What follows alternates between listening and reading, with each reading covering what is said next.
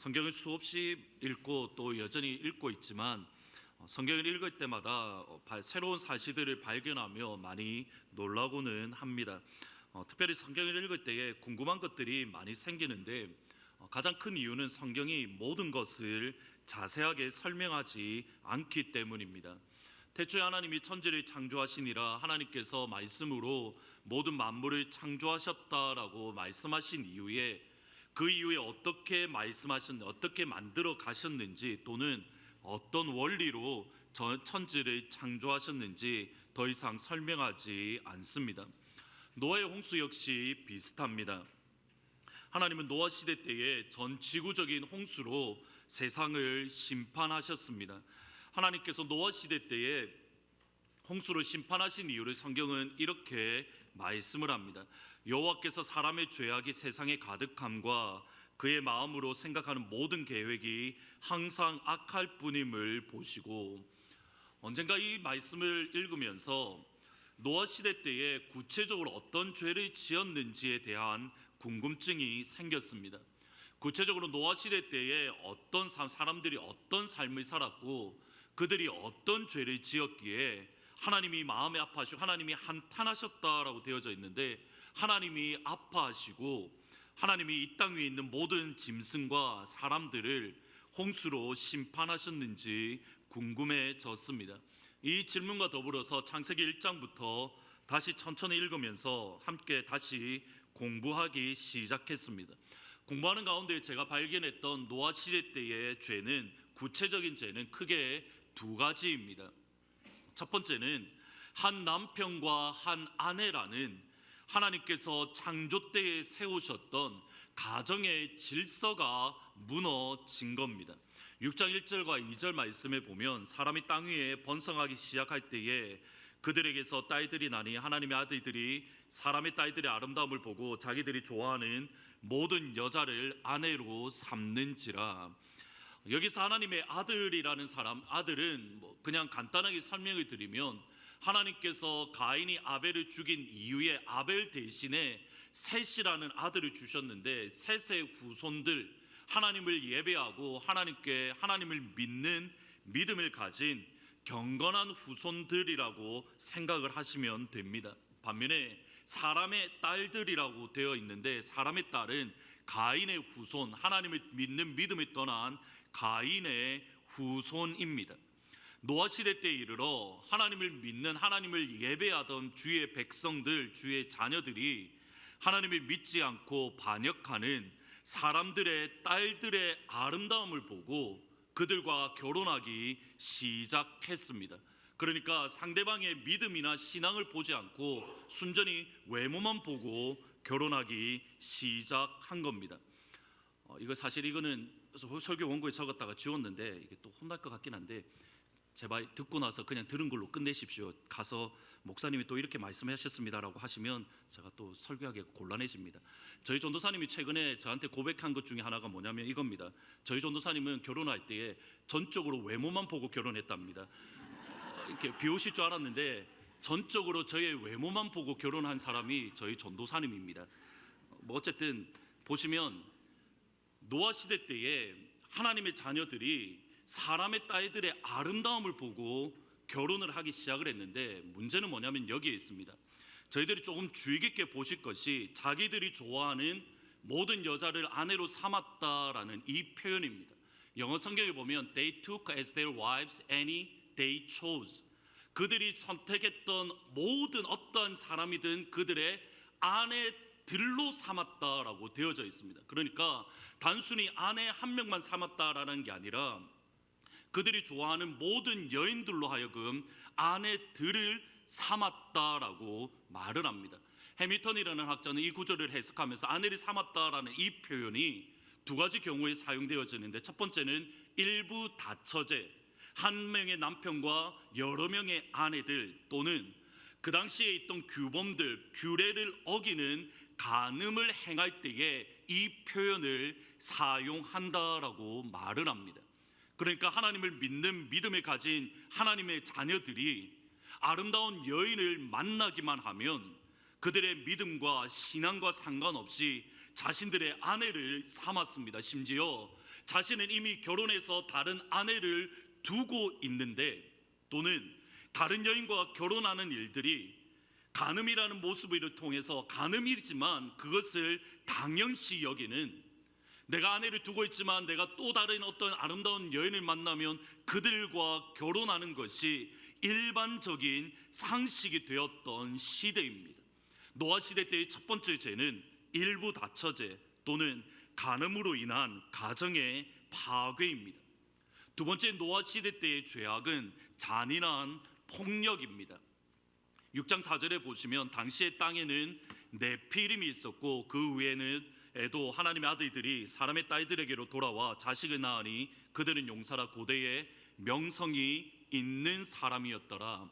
여기서 네피림이라는 단어를 집중하셔야 됩니다. 네피림이라는 사람은 하나님의 아들들, 경건한 하나님의 자녀들과 사람의 딸들이 결혼해서 얻은 자녀들로서 용사, 곧 고대의 명성이 있었던 힘있던 사람들입니다. 그런데 네피림이라는 이 단어의 어원을 따지고 들어가면 공격하다라는 의미로 네피림이라는 말은 공격자 또는 강도들이라는 뜻입니다. 그러면 노아 시대 때에 잔인한 폭력이 난무했던 시대입니다. 내가 힘이 있으면 내가 가진 힘으로 내가 원하는 무엇이든 상관없이 그것을 다 빼앗아 소유할 수 있는 힘이 지배하던 시대, 폭력이 당연시 되던 시대입니다. 양육강식, 말 그대로 힘 있는 사람이 모든 것을 가질 수 있던 시대가 노아 시대입니다. 노아 시대 때의 죄는, 구체적인 죄는 두 가지입니다. 하나는 일부 다처제와 잔인한 폭력입니다. 그런데 이것이 하나님 보시기에 악할 정도로, 홍수로 심판하실 정도로 대단히 악했습니다. 여기서 한 걸음 더 들어갈 필요가 있습니다. 제 마이크 조금만 줄여주시겠습니까? 단순히 일부 다처제와 또는 잔인한 폭력 때문에 하나님께서 단순히 세상을 홍수로 심판하신 게 아닙니다. 노아 시대 때의 일부 다처제와 잔인한 폭력이라는 이 두 가지 구체적인 죄가 강조되어졌던 이유가 있습니다. 가인은 그의 동생 아벨을 죽인 직후에 아담과 하와가 살던 곳에서 동쪽으로 추방을 당했습니다. 가인이 추방된 직후에 가인의 자손들이 누구인지, 가인의 자손들이 어떤 삶을 살았는지 기록되어져 있는데, 가인의 후손들을 구체적으로 드러내는 이 사람들이 가인의 후손들이구나라고 분명하게 드러나는 사람이 누구냐면 라멕이라는 인물입니다. 같이 한번 라멕이 어떤 삶을 살았는지 한번 이 질문과 함께 말씀을 6장 23절을 읽어보시겠습니다. 라멕이 아내들에게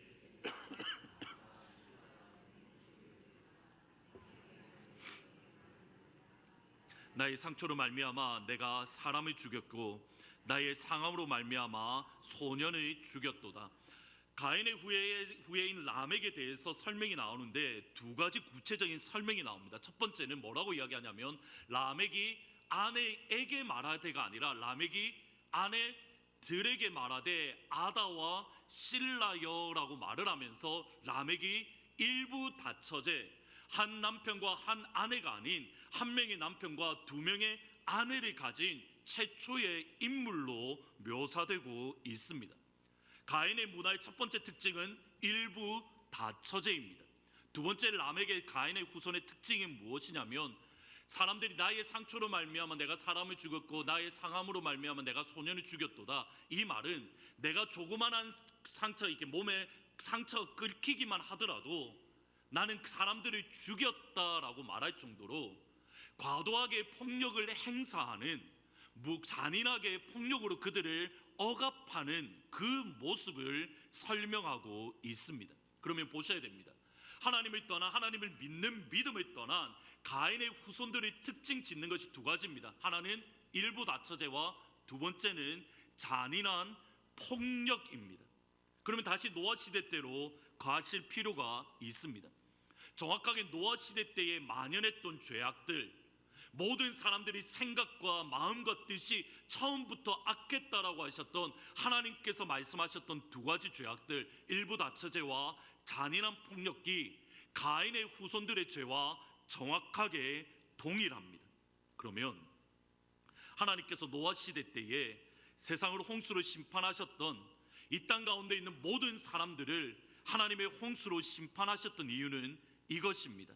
하나님의 아들들, 경건하게 하나님을 믿고 경건하게 하나님을 섬기며 하나님께 예배드리던 셋의 자손들이 하나님을 떠난 하나님 믿는 믿음을 떠난 가인의 후손들과 동일한 삶을 살아갈 때, 하나님을 믿는 주의 백성들이 세상 사람들과 구분되지 아니하고 그들과 같은 삶을 살아갈 때에 세상 사람들처럼 가정이 파괴되고 세상 사람들처럼 힘이 우선되고 폭력을 우선시되던 그것이 일상화되어졌을 때에 하나님은 홍수로 세상을 심판하셨습니다.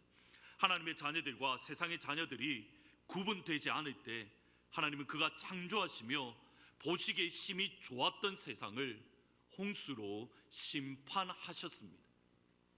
창세기 6장에 보면 하나님이 한탄했다라는 표현이 나옵니다. 그 한탄하다라는 말을 헬라어로 히브리어로 보면 어떤 표현이냐면 마음의 pain in the heart, 마음의 상처라는 뜻입니다. 하나님께서 당시 노아 시대 때의 상황을 보면서 하나님이 상처받았다라고 표현할 정도로, 하나님이 아파하셨다라고 하실 정도로, 하나님이 괴로워하셨다라고 할 정도로 당시 노아 시대를 바라보며 하나님은 괴로워하셨습니다. 그럼 다시 질문을 던져야 됩니다. 하나님을 믿고 하나님이 섬기는 거룩한 자녀들, 경건한 셋의 후손들이 왜 가인의 후손들과 똑같은 삶을 살았습니까?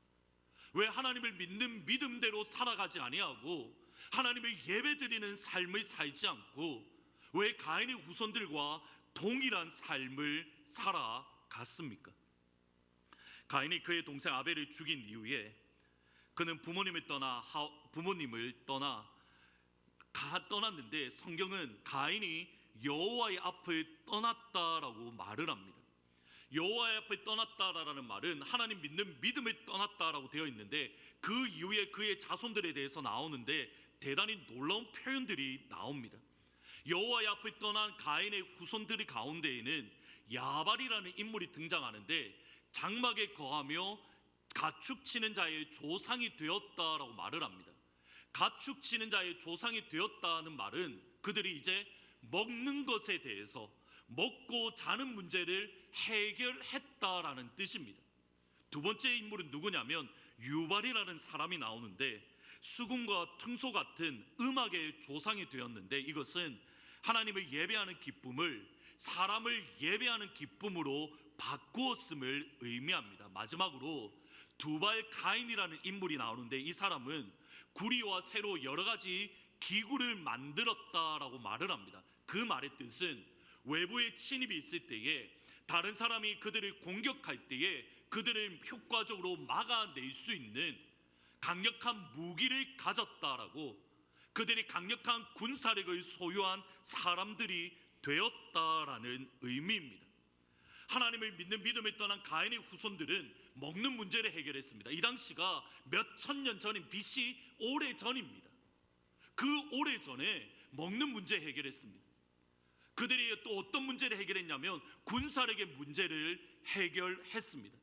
가인의 후손들은 강력한 나라, 강력한 문화, 강력한 군사력, 강력한 힘을 소유한 나라로 성장했습니다. 이유가 있습니다. 왜 굳이 가인의 후손들이 이렇게 강력한 사람들이 되었는가? 주께서 오늘 이 지면에서 나를 쫓아내시온즉 내가 주의 낯을 배웁지 못하리니 내가 땅에서 피하며 유리하는 자가 될지라 무릇 나를 만나는 자가 나를 죽이겠나이다. 가인을 포함한 가인의 후손들은 죽음에 대한 두려움이 있었습니다. 그들이 아벨을 죽였기에 이제 가인을 만나는 모든 사람들이 아벨을 죽인 복수를 할 거다라는 죽음의 두려움 안에 살았습니다. 그 다음이 중요합니다. 죽음의 두려움 안에 있는 가인을 향하여 하나님은 내가 너에게 표를 줄 건데 너를 죽이는 사람은 7배나 내가 심판하겠다, 내가 너를 보호해 주겠다라는 약속을 주십니다. 그럼에도 가인은 하나님이 주신 약속을 신뢰하지 못하고 자기의 힘으로, 자기의 능력으로 이 땅을 살아가야 되고 내가 나 자신을 보호해야 된다라는 그러한 마음을 품은 겁니다. 내가 하나님 앞에 이렇게 큰 죄를 지었는데, 내가 아벨을 죽였는데 하나님이 나를 보호해 주신다고, 하나님이 나를 지켜주신다고, 그거 다 거짓말이야. 아니, 나는 나의 힘을 길러야 돼. 나는 나의 능력을 길러야 돼. 다른 사람의 보호 침략으로부터, 다른 사람의 보호로부터 나를 지켜야 해.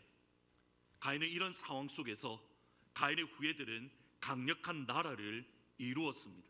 반면에 하나님께서 아벨 대신에 주셨던 셋의 후손들은 너무 보잘것이 없습니다. 그들이 바로 옆에 보이는 가인의 후손들은 먹는 문제가 해결되었습니다. 군사력의 문제가 해결되었습니다. 시간이 갈수록 부해지고 힘이 강력해지는데 자기들은 어제나 오늘이나 똑같습니다. 하나님을 바라보며 하나님이 먹을 것을 주시면 먹습니다. 다른 사람들이 공격할 때 하나님께서 보호해 주시면 그들은 보호를 받습니다. 하나님께서 잘하는 곳에 그들은 잠을 자고 있습니다. 그들이 보기에도 너무 보잘것없어 보였습니다. 너무 나약해 보였습니다. 심지어 그들 스스로가 우리는 연약하다라고 고백할 정도입니다. 셋이 아벨 대신에 주신 셋이 아들을 낳았는데 그 아들의 이름을 에노스라고 했습니다. 이 에노스라는 말의 히브리어 원어의 뜻은 뭐냐면 연약하다라는 뜻입니다. 생각을 해보십시오. 여러분의 자녀들을 연약하다라고 지을 사람이 있으십니까? 여러분의 자녀들을 향하여 너무 보잘것없는 아이다라고 이름 지을 사람이 있으십니까? 셋이 보기에, 자기가 보기에도 너무 연약하고 너무 힘이 없고 너무 무기력한 존재가 다름 아닌 자신들의 모습입니다.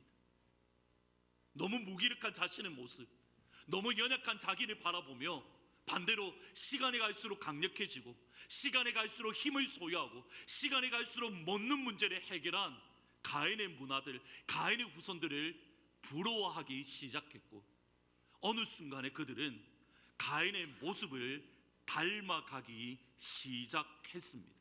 그리고 노아 시대 때에 가인의 후예들과 아벨의 후손들, 셋의 후손들이 구분되지 않았을 때 하나님은 홍수로 세상을 심판하셨습니다. 로마 시대, 로마에서 추방되어 아시아 전역에 흩어졌던 베드로가 사랑하던 교회, 그의 마음에 깊은 곳에 자리 잡고 있던 믿음의 자녀들을 바라보며 베드로가 가졌던 고민이 정확하게 이것과 같습니다. 제가 왜 이렇게 노아에 대해서 이렇게 길게 말씀을 드렸냐면 여기에 있습니다. 베드로가 보기에 교회가, 예수님의 피로 값주고 사신 주님의 교회가 당시 세상을 지배하던 이교도의 나라 로마와 구분되지 아니하고 로마의 문화와 하나님의 백성들, 하나님의 자녀들이 정확하게 같아지는 그 모습을 바라보며 베드로는 그의 마음이 너무 뼈아프게 괴로웠습니다. 베드로가 교회를 살아가던 시대는 정확하게 노아 홍수 시대 때에 하나님이 심판하셨던 시대와 같았음을 베드로는 알았습니다. 그래서 베드로전서를 전체를 보면 대략 적어도 3번 내지 4번 베드로는 노아의 홍수에 대해서 언급을 합니다. 가령 3장 20절에 보면 이렇게 말을 합니다. 그들은 전에 노아의 날 방주를 준비할 동안 하나님이 오래 참고 기다리실 때에 복종하지 아니하던 자들이라 방주에서 물로 말미암아 구원을 얻은 자가 몇 명뿐이니 겨우 8명뿐이라. 그리고 오늘 본문 4장 6절 그리고 4장 18절에 있어서도 베드로는 계속적으로 노아의 방주를 설명하고 있습니다. 베드로가 살던 시대는 정확하게 노아 홍수의 시대, 하나님께서 홍수로 전 지구를 심판하셨던 시대와 동일한 시대였습니다. 심지어 베드로가 보기에 노아 시대 때에 지었던 그 죄가 베드로가 바라보던 교회 가운데에도 여전히 만연해 있던 시대였습니다. 베드로전서 4장 2절에 보면 2절과 3절에 보면 이렇게 말합니다. 그 후로는 다시 사람의 종력을 따르지 아니하고 하나님의 뜻을 따라 육체의 남은 때를 살게 하려 함이라. 너희가 음란과 정욕과 술 취함과 방탕과 향락과 무법한 숭배를 하여 이방인의 뜻을 따라 행한 때가 지나간 때가 족하도다라고 말을 합니다. 여기서 흥미로운 단어가 뭐냐면 음란이라는 단어입니다. 헬라어로 보면 sexuality라고 번역되어져 있는데 이 단어의 헬라어 뜻은 두 가지 의미입니다. 첫 번째로는 어떤 의미냐면 음란, 말 그대로 방탕이라는 의미, 성적인 타락, 전통적인 법과 법에 벗어난 성적인 타락 또는 불륜이라는 의미가 있고, 두 번째 의미는 무엇이냐면 고의적인 또는 악의적인 폭력이라는 의미입니다. 다시 한번 보셔야 됩니다. 폭력과 또는 간음, 폭력과 성적인 타락, 어느 시대 때의 죄악입니까? 노아 시대 때의 죄이고 가인의 후손들의 죄와 정확하게 동일합니다. 베드로가 보기에 주의 교회가 처해 있는 상황이 노아 시대 때와 같음을 그는 똑같은 죄를 언급함으로 너희들이 살고 있는 시대는 하나님의 홍수를 심판할 시대처럼 임박한 진노가 있는 시대에 놓여져 있다라고 말을 합니다. 노아 시대 때처럼 베드로의 교회들은 폭력을 당연시하던 시대입니다. 노아 시대처럼 베드로의 교회들은 음란을 당연시하던 시대입니다. 오히려 음란과 폭력을 행사하지 아니하면 이상한 사람 취급 당하던 시대입니다. 같이 한번 읽어 보시겠습니다. 이러므로 너희가 그들과 함께 그들이 이상하게 여겨 비방하나, 극한 방탕이라고 번역되어 있는 단어는 역시 헬라어로 보면 또 흥미롭습니다. The same plot of debauchery, same flood, 동일한 홍수라는 뜻입니다. 음란의 홍수라는 단어를 사용함으로 베드로가 의도적으로 너희들이 살고 있는 시대는 하나님께서 노아 홍수 때와 동일한 시대를 사용하고 있다라고 말합니다. 근데 보셔야 됩니다. 세상 사람들은 그것이 당연한데 너희들이 음란과 폭력을 행사하지 않는 것을 바라보며 세상 사람들이 뭐라고 이야기합니까? 너희들을 이상하게 여겨 너희들을 비방한다라고 말을 합니다. 거꾸로 생각해 보겠습니다. 당시 세상은 어떤 세상입니까? 폭력으로 다른 사람의 물건을 빼앗는 것을 당연시하던 시대입니다. 내 것이 아니지만 내가 갖고 싶고 내가 힘이 있으면 상대방이 가진 것을 내가 마음껏 빼앗을 수 있는 폭력이 난무하던 시대입니다.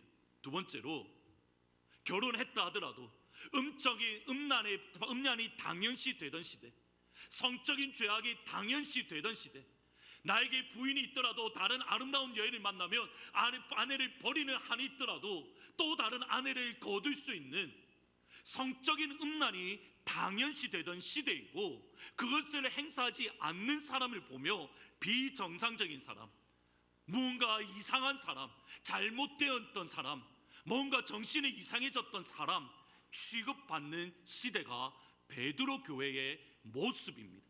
정확하게 오늘날 저와 여러분이 살아가는 시대와 정확하게 동일합니다. 1995년 8월 15일에 타임즈에 실린 로버트 라이트라는 사람이 쓴 글이 이 글입니다. Infidelity, it is in our genes. 불륜, 그것은 우리의 유전자 안에 있다라는 글입니다. 내용은 뭐 그냥 간단합니다. 불륜이라는 것, 결혼을 했음에도 불구하고 뭐 다른 남자나 또는 다른 여인에게 어떠한 또 다른 불륜의 마음을 가지는 것, 심지어는 불륜을 행하는 것, 그것은 사람이라는 동물의 유전자 속에 있는 당연한 것이다라고 주장하는 내용입니다. 다시 한번 보셔야 됩니다. 사람은 동물인데, 진화되었기 때문에 동물인데, 동물의 습관을 보면 동물이 번식하는 능력이 있기 때문에, 번식하려고 하는 욕망이 있기 때문에 내가 부인과 결혼했다 하더라도 다른 여인을 바라보며 불륜을 가지고 불륜의 모습을 가지는 것이 자연스럽다라고 주장하는 글이 타임즈에 실렸습니다. 근데 성경은 여기에 대해서 대단히 단호합니다. 한 남자와 한 여자의 연합이 결혼입니다. 일부 일처제가 하나님께서 창조 때에 세우셨던 가정의 원리입니다. 불륜이라는 것은 사람에게 자연스러운 것이 결코 아닙니다. 불륜이 이 땅 가운데 들어온 근본적인 이유는 죄가 이 땅 가운데 들어왔기 때문에 불륜이 들어온 것이지, 죄라는 것은 근본적으로 사람에게 자연스러운 것이 아닙니다. 더군다나 예수님은 분명히 이렇게 말씀하셨습니다. 이혼의 정당한 사유로 불륜을 제외한 나머지는 모든 것의 이혼의 사유를 인정하지 않으실 정도로 하나님께서 예수님과 하나님이 미워하시는 것이 불륜입니다. 그럼 보셔야 됩니다. 세상은 이렇게 말합니다. 불륜은 우리의 유전자 속에 있는 것이기에 당연한 것이다. 그러면 교회는 어떻게 해야 됩니까? 세상은 자연스럽게 그렇게 주장합니다. 그러면 교회는 어떻게 해야 됩니까? 세상을 향하여 불륜이 자연스러운 것이 아니라고 세상을 향하여 보여주어야 됩니다. 하나님께서 창조하셨던 남편과 아내의 모습, 남편이 아내를 사랑하고 아내가 남편을 섬기며 하나님께서 지어주셨던 아름다운 가정의 모습, 하나님께서 기뻐하시는 가정의 모습, 성경에 나와 있는 가정이 얼마나 영광스러운 것이고 성경에 나와 있는 가정이 얼마나 아름다운 것이고 얼마나 사람의 마음을 기쁘게 하는 것인가 세상 가운데에 보여주어야 됩니다. 우리의 가정을 보십시오. 성경의 가르침이 이겁니다. 우리의 남편과 아내를 보십시오. 하나님께서 지으신 창조의 질서가 이것입니다. 세상 가운데에 보여주어야 되는 겁니다. 근데 질문을 드리겠습니다. 교회는 1995년 이 아티클이 쓰인 이후에 교회는 세상 가운데에 가정의 아름다움을 보여주었습니까? 아니, 여러분의 가정은 세상 가운데에 예수 믿는 가정이 이렇게 아름답구나, 예수 믿는 가정이 이렇게 영광스럽구나, 예수 믿는 가정이 이렇게 화목하구나, 여러분의 가정은 세상 가운데에 보여주었습니까? 저의 결론은 이겁니다. 교회는 세상 가운데에 하나님이 지으신 가정을 보여주는 것을 실패했습니다. 아니, 오히려 교회가 세상을 따라가고 있습니다. 바나그룹에서 2016년에 설문조사를 했습니다. 설문조사를 했는데 결혼율과 미국에 있는 미국 사람들의 결혼율과 이혼율을 조사를 했습니다. 근데 흥미로운 게 이겁니다.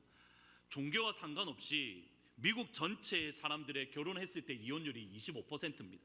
종교와 상관없이 그냥 미국에 사는 사람들의 전체 결혼한 사람들을 볼 때에 이혼율이 25%입니다. 프랙티스 크리스찬이 무슨 말이냐면 디노미네이션과 상관없이 그 사람들이 나는 기독교인이다라고 말하는 그 사람들, 심지어는 몰몬교도 포함되고 가톨릭도 포함되고 나는 그리스도인이라고 말하는 사람들의 이혼율이 25%입니다. 제가 가장 충격을 받았던 건 이겁니다. 복음주의자들, 나는 성경을 하나님의 말씀으로 1.1획도 틀림없는 하나님의 말씀으로 믿습니다라고, 나는 예수 그리스도를 나의 주 나의 하나님으로 섬기고 십자가 보혈을 통해서 내가 구원받았다라고 믿음으로 고백하는 복음주의자들의 이혼율 역시 25%입니다. 무엇이 다릅니까? 세상 사람들 예수 믿든 안 믿든 똑같이 25%입니다. 복음주의자든 아니면 진보주의자든 상관없이 똑같이 이혼율이 25%입니다. 아니, 예수 그리스도를 믿고 고백하는 하나님의 말씀이 1.1획 틀림없는 우리에게 주신 정확무한 주의 말씀이다라고 고백하는 저희들 가운데에도 이혼율이 25%입니다. 교회가 세상 가운데 가정을 보여주어야 되는데 교회가 세상을 따라가고 있습니다. 교회가 세상을 따라가고 있는 모습이 오늘날 우리의 모습입니다. 남편이 아내를 사랑하지 못하고, 남편이 예수님께서 교회를 사랑하신 것처럼 아내를 사랑하지 못하고, 아내는 교회가 예수님을 섬겼던 것처럼 아내가 남편을 섬기지 못하고, 하나님의 말씀에 기록되어져 있는 가정과 상관없이 기분 나쁘면, 조금만 어려우면, 힘이 들면 헤어지고 말지, 헤어지지, 너무 자연스럽게 우리의 모습이 변화된 건 아닙니까? 정말 힘든 분들이 계십니다. 이 자리에 계신 분들 가운데에 가정폭력으로 어려움 겪는 분들도 계실 수 있고, 남편이 정말 말도 안 되는 일을 때문에 괴로워하는 성도님들도 있을 수 있습니다. 근데 보셔야 됩니다. 베드로가 뭐라고 말합니까? 베드로전서 3장 1절에 아내들아 이와 같이 자기 남편에게 순종하라. 말씀에 순종하지 않는 자라도 말로 맘지 않고 행실로 구원을 받게 하려 함이라. 이 믿지 않는 남편들은 그의 아내들을 폭력 행사하던 아내들입니다. 남편들입니다. 우리가 다시 한번 고민을 하셔야 됩니다. 우리가 다시 한번 가정에 대한 고민을 가지셔야 됩니다. 한 걸음 더 나아가야 됩니다. 25년에 걸쳐서 불륜이 정상이라고 교회를 포함한 미국 사회 전반에 걸쳐서 이 사실이 받아졌을 때 세상은 한 걸음 더 나아갔습니다. 동성애 역시 우리 안에 유전자에 입력된 자연스러운 것이라고 주장합니다. 호르몬 문제로 우리의 의지와 상관없는 자연스러운 것이라는 것이 미국 전반에 걸쳐서 받아들여지고 있습니다. 저는 생물학 유전자 분 전문가가 아니기에 제가 가지고 있는 이해력은 한계가 분명히 있습니다.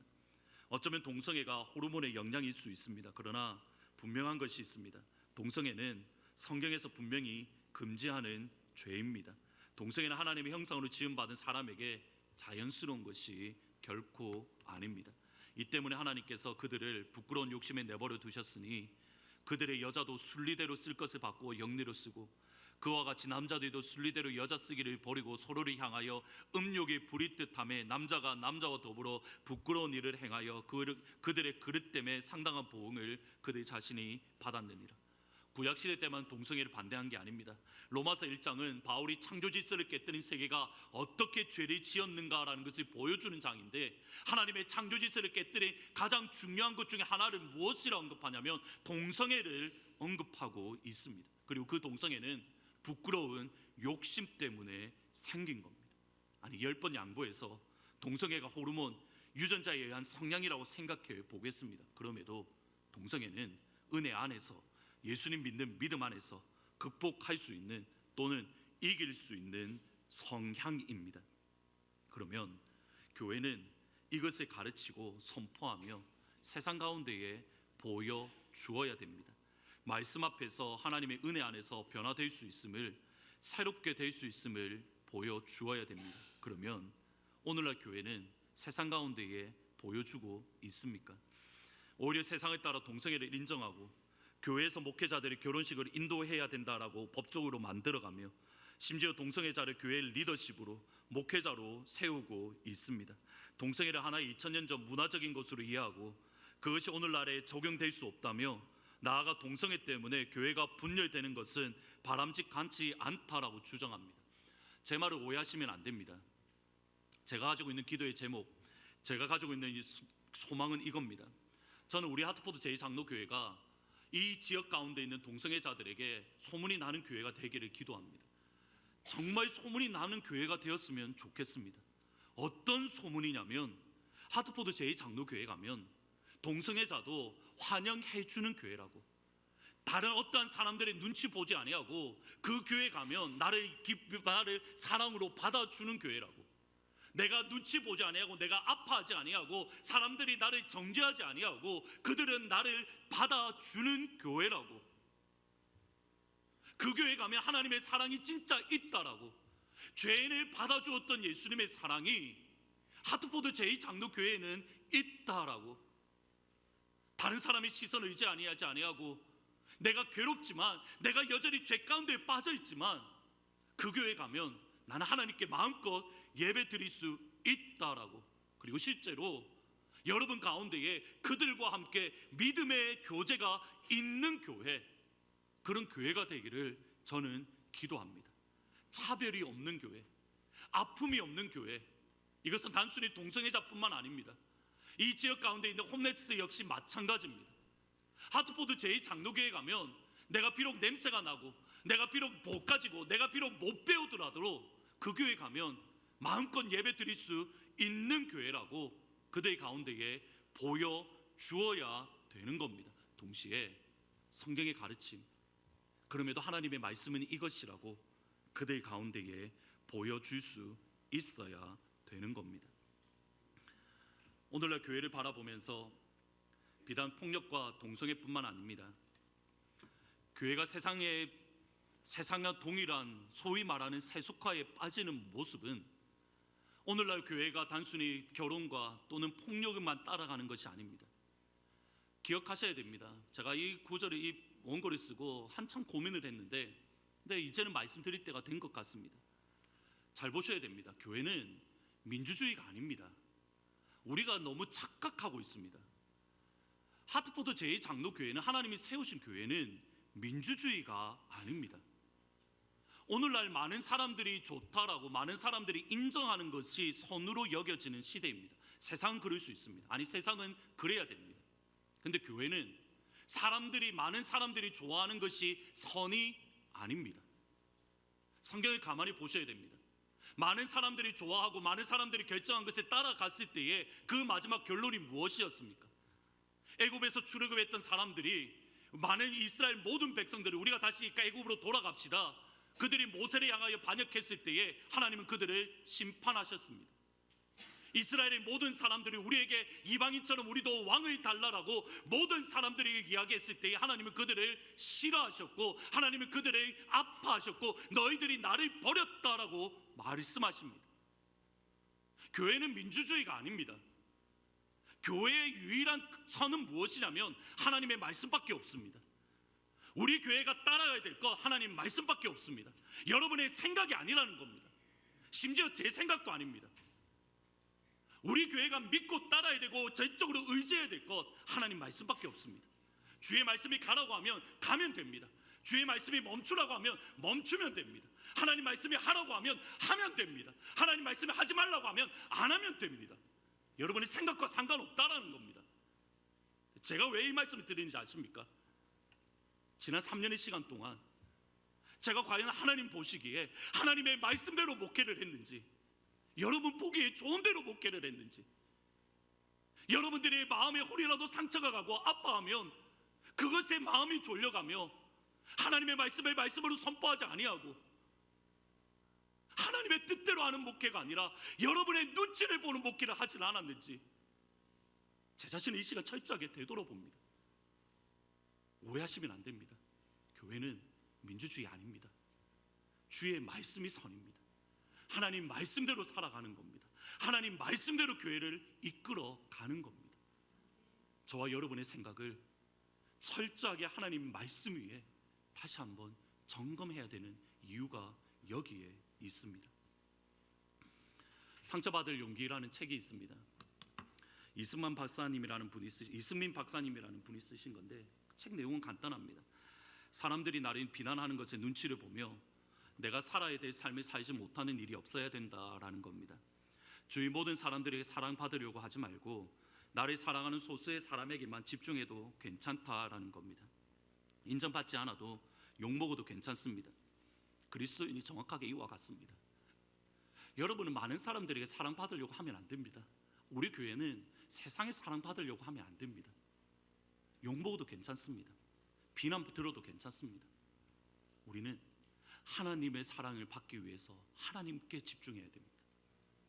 그러려면 세상에 상처받게 되어 있습니다.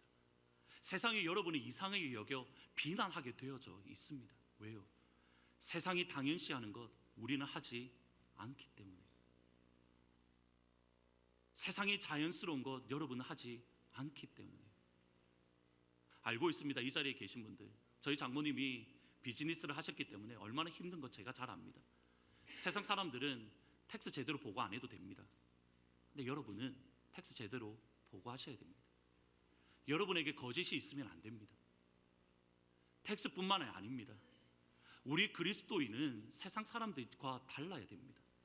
그들이 당연하다라고 우리조차 따라가면 안 되는 겁니다.